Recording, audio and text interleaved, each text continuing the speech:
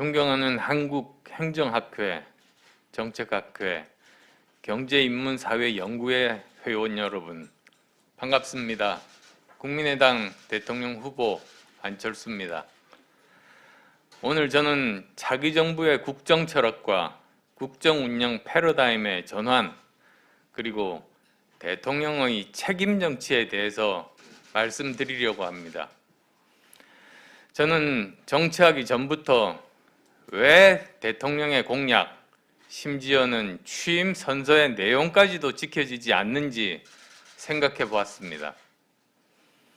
그 이유는 한 사람이 가진 원래 생각과 중요하게 생각하던 우선순위는 그 사람이 대통령 선거를 치르고 전문가들이 만든 공약을 발표해서 당선된다고 하더라도 변하지가 않기 때문입니다. 따라서 원래 그 사람의 과거 행적으로부터 가지고 있었던 생각과 우선순위를 알 수 있고 대통령으로서 미래를 예측할 수 있다고 생각합니다. 과학에 대해서 전혀 관심이 없던 사람이 과학 공약 발표한다고 해서 그 다음 정부에서 과학을 중요하게 생각하겠습니까? 마찬가지 원리입니다. 저는 정치를 하기 전에 안철수의 생각이라는 책을 낸 적이 있습니다. 그리고 최근에는 10년 만에 진중권 씨와의 대담집인 선을 넘어라는 책을 냈습니다. 그리고 거기서 그 두 권의 책을 비교하면서 제 생각이 10년간 거의 변하지 않았다는 점을 저도 확인할 수 있었습니다. 초심을 계속 유지할 수 있었다는 것에 정말 감사한 마음이 들었습니다. 저 안철수가 당선돼서 구성하는 차기 정부의 모토는 깨끗한 청와대, 유능한 정부입니다. 차기 정부가 그렇게 되지 못한다면 정권 교체가 아니라 반사 이익에 기댄 적폐 교대일 뿐입니다. 더 좋은 대한민국을 만들기 위한 정권 교체, 즉 더 좋은 정권 교체가 되어야 합니다.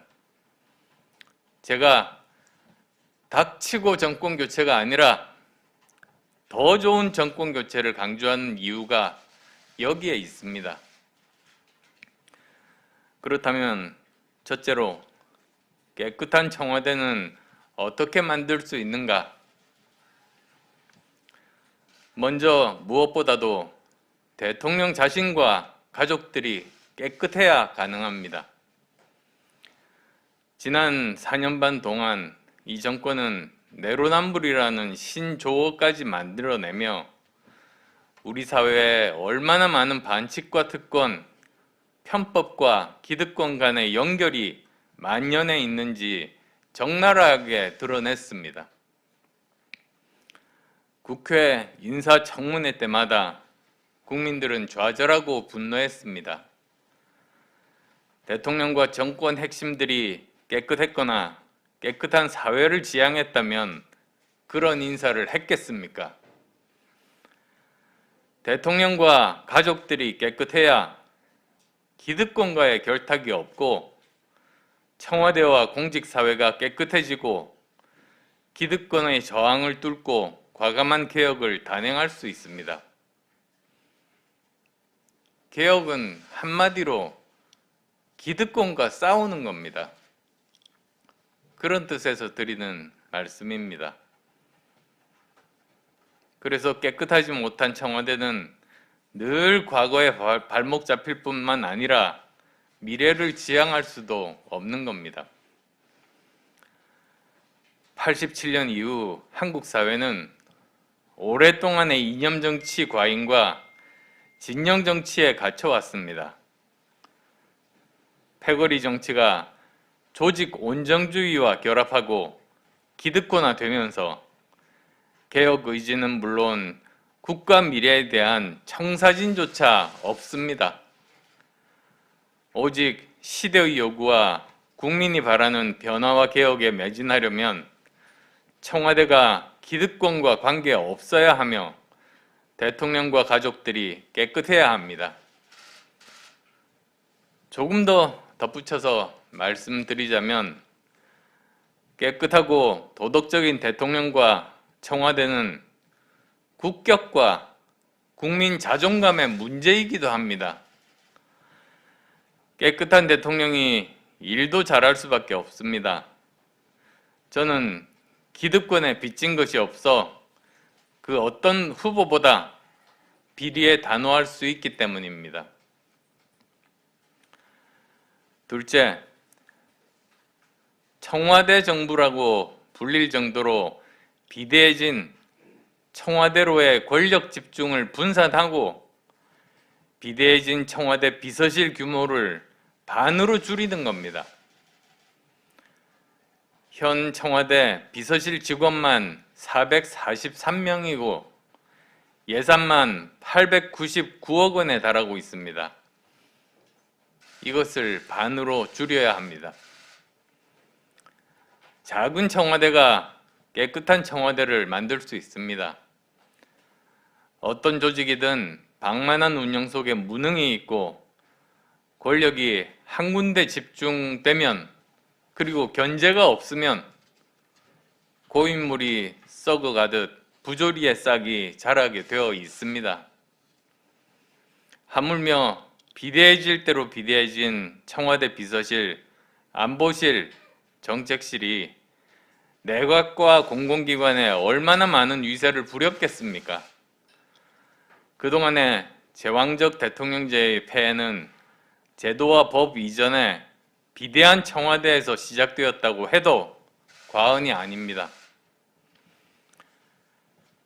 셋째, 유능한 정부는 어떻게 만들어낼 수 있는가? 유능한 내각의 첫걸음은 내각의 자유와 책임으로부터 시작됩니다. 책임 정리, 책임 장관제를 보장해서 대통령은 국무총리와 장관들에게 권한과 책임을 부여하고 대통령은 외교 안보와 국가 전략적 과제에 집중하는 것이 맞습니다. 물론 이렇게 되려면 국무총리를 일 잘하는 분으로 뽑아야겠습니다. 장관들에게는 소관 부처의 인사권을 보장해서 부처 장악력을 극대화하고 책임감을 가지고 부처를 이끌도록 해주어야 합니다. 대통령이 만기 칠람하는 제왕적 대통령 시대, 이제 끝내야 합니다. 21세기는 대통령이 다 알 수도 없고 알아도 다 할 수 없는 시대입니다. 만기 칠람 제왕적 대통령자야말로 비효율적 국정 운영의 극치라고 저는 생각합니다. 총리는 의전 총리, 대독 총리고 장관도 고위공직자도 청와대만 쳐다보는 내각이라면 그 내각은 죽은 내각이고 일하는 내각이 될 수 없는 겁니다. 청와대는 반으로 줄이고 책임 총리, 책임 장관들이 권한과 책임을 가지고 수석 보좌관 회의가 아닌 국무회의를 국정 운영의 중심으로 만들겠습니다. 내각도 여의도와 결탁한 정치 관료들이 아닌 전문성을 가진 정통 직업 관료와 전문가가 공직사회의 중심이 되는 테크노크라트 전성시대를 열겠습니다. 이것이 일 잘하고 책임 행정을 실현하는 유능한 정부의 시작이 될 겁니다.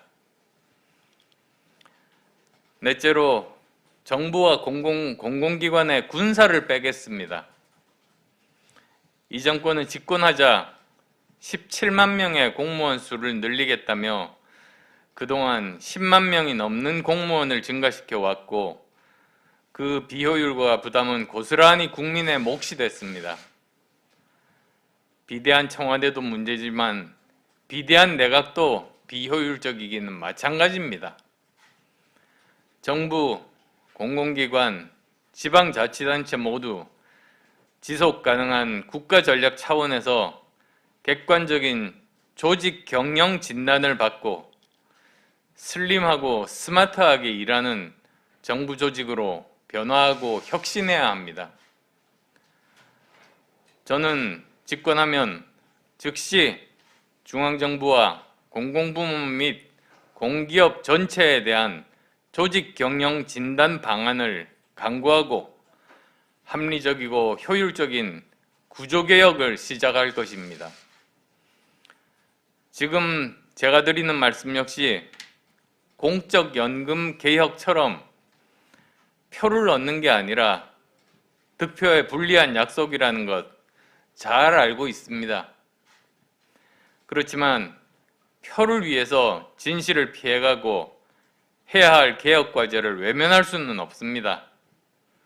그만큼 대한민국의 고질병이 골물대로 골문 위기 상황이기 때문입니다. 그런 말이 있지 않습니까? 정치꾼은 다음 선거를 생각하고 정치가는 다음 세대를 생각한다. 저는 정치가의 길을 걷겠습니다. 무엇보다 청와대를 줄이고 책임 총리와 책임 장관제를 확립하면 제왕적 대통령제의 폐해와 권력의 사유화를 막을 수 있을 것이고 그것만으로도 한국 정치에 엄청난 변화와 혁신을 이끌어낼 겁니다. 자, 마지막으로 대통령의 책임 정치에 대해서 말씀드리겠습니다. 책임 정치의 실종은 대통령뿐만 아니라 한국 정치 전체의 문제입니다. 모든 정치인들이 당선만 되면 선거 때 약속은 무시하고 팽개치기 1순위, 책임 정치가 제대로 이루어지겠습니까? 선거 때만 고개 숙이는 정치 풍토와 진영 정치의 포로가 되어 내로남불식으로 범죄 행위조차 묵인해주는 관행들이 한국 정치를 병들게 하고 책임 정치의 실종을 불러왔습니다. 문재인 대통령은 취임사에서 기회는 균등하고 과정은 공정하고 결과는 정의로울 것이라고 약속했지만 실상은 그 반대였습니다. 조국 사태를 포함해서 인사청문회에 나오는 장관급 고위공직자들의 면면은 불공정과 반칙과 특권의 상징 그 자체였습니다. 문재인 대통령이 국민과의 약속을 생각하고 정치의 책임을 생각했다면 감히 그런 인사를 국민 앞에 내놓지 못했을 겁니다. 취임식에서 했던 약속조차 지키지 않는 정치, 국민과의 약속을 우습게 하는 정치를 어떻게 하면 바꿀 수 있겠습니까? 국민과의 약속을 고의로 지키지 않을 경우 언제든지 임기 중에 물러날 수 있는 관행과 정치 문화를 만들어야 합니다. 그것이 전국 불안을 야기할 수 있다는 지적이 있는데 그것은 전형적인 기득권 방어 논리에 불과하다고 봅니다.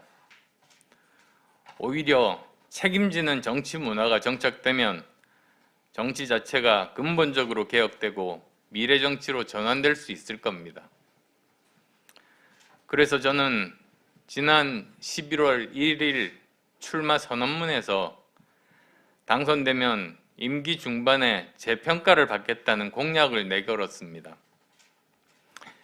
이렇게 스스로 족쇄를 차고 대통령에 당선되면 국민과의 약속을 지킬 수밖에 없고 취임사 약속마저 헌신짝처럼 내던져버리는 정치는 완전히 사라질 수 있을 겁니다.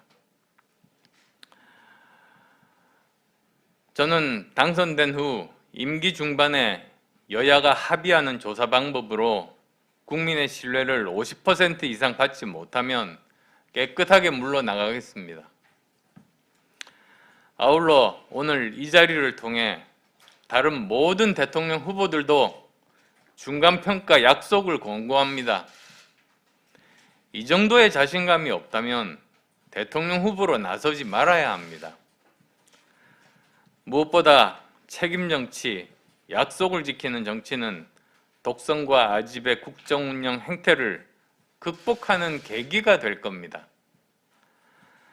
이제 진영 정치의 시대를 끝내고 과학과 실용의 시대를 열어야 하듯이 거짓의 정치, 위선의 정치를 끝내고 책임 정치의 시대를 열어야 합니다.